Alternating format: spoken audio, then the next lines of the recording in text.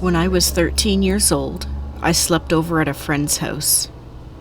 He would always tell me stories about his house being haunted and that he'd hear footsteps coming up the stairs all the time.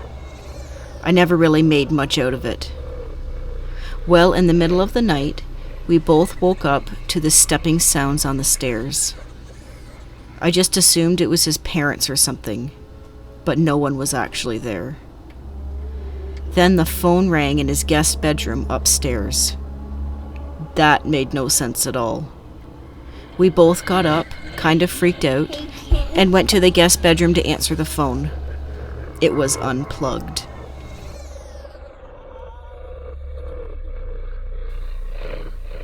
Two.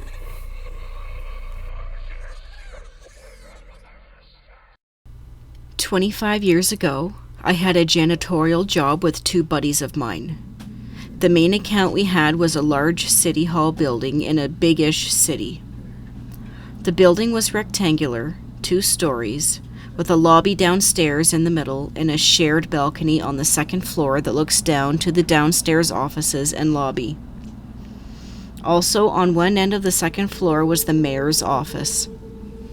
Every set of offices had its own walls and locked doors, and different keys to each office. Each office also had its own phone lines. Probably had this account for a few months or so before we all quit. The last week we worked there is when it happened. We would usually work together to clean the whole place, after screwing around for several hours first. We were young and immature at the time. 2 of us would go on ahead doing trash and dusting while number 3 would come from behind vacuuming.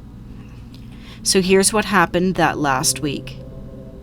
Me and Richard went ahead doing trash and dusting, while Jason went a section or 2 behind us vacuuming.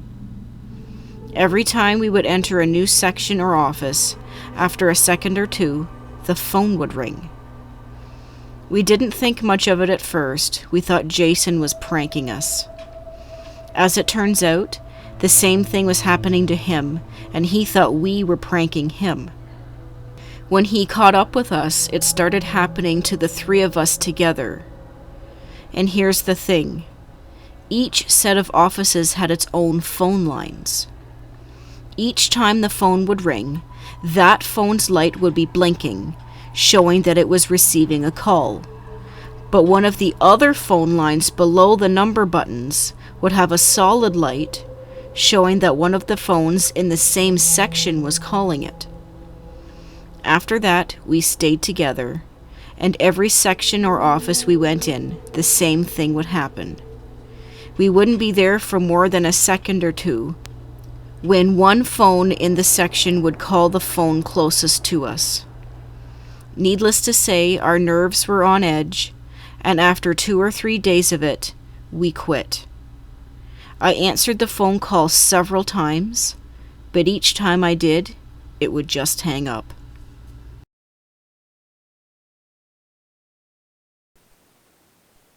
Three.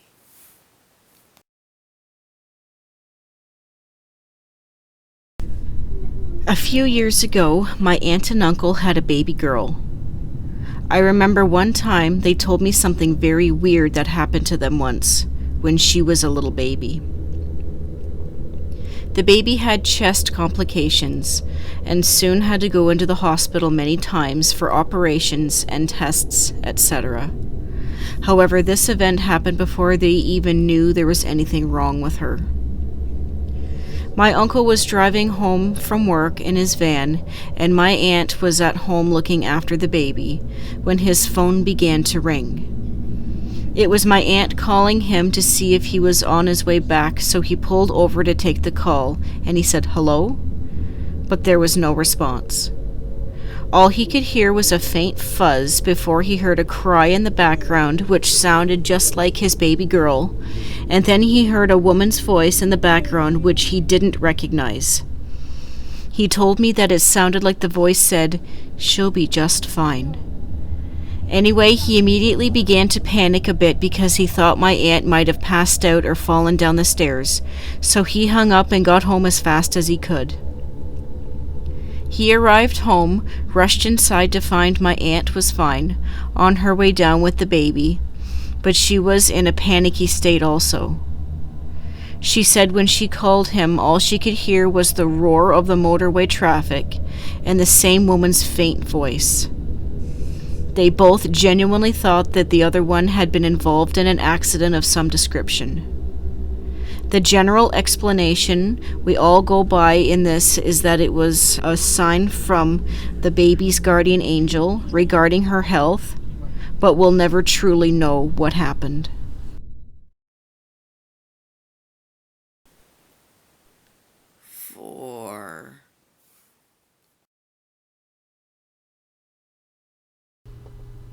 One night I came home and I fell asleep with the girl I was dating at the time when my cell phone woke us up. The screen had turned on like it was receiving a phone call, but there was no ring. It was late, so I turned away and figured the call would just go to voicemail. When I awoke in the morning, I checked my phone to see who had called me, but no one had. My phone had actually made the call, and it called the girl I was dating and left a message. We couldn't make out what the message was, but we were nevertheless creeped out.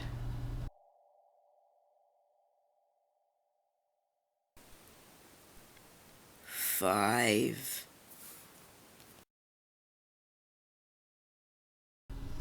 My grandmother died in 1994. I was 38 years old at the time. 2 days after she died, at 6 a.m., the day of her funeral, I dreamt that my phone rang.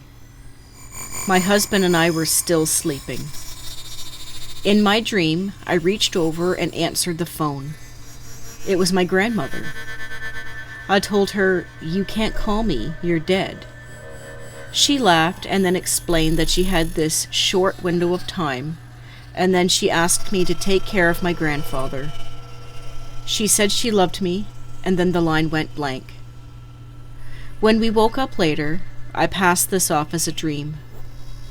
Later that day, my husband and I were driving to the funeral, and I started to tell him about it. I barely got out that the phone had rang when he stopped me and said, "Yeah, I wondered who was calling at that time of morning." So the phone did ring, and I can't prove that the rest was more than a dream, but my memory still makes me wonder to this day. My grandfather lived for another 5 years, and we were quite close. I was with him when he died, and I'm sure that my grandmother, in some way, appreciated that.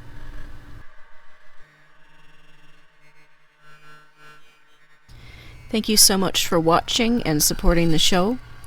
If you have a story to share, send us an email, like us on Facebook, share, like, and subscribe.